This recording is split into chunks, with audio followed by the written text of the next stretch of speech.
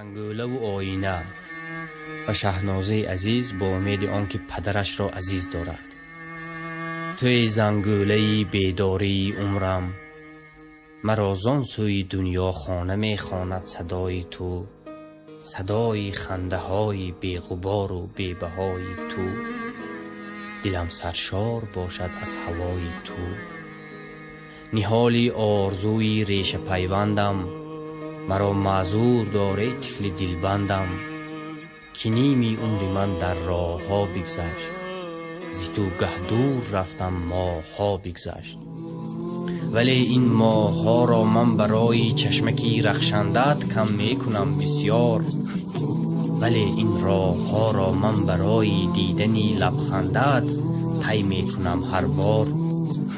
اگر یک لحظه چشمی بیگناهت را به یاد آرم، به چشمم اشک جاری می شود ناگه.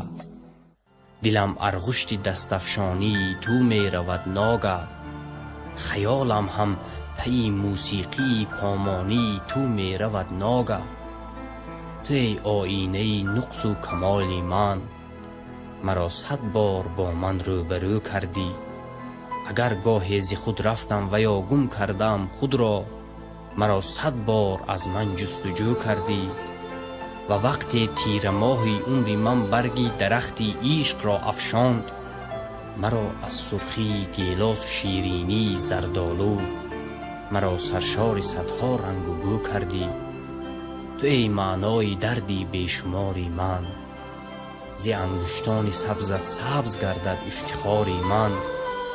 هراسم نیست از فردای بی خورشید، چرا که من تو را دارم، تو را ای مایه امید رحم اسبی.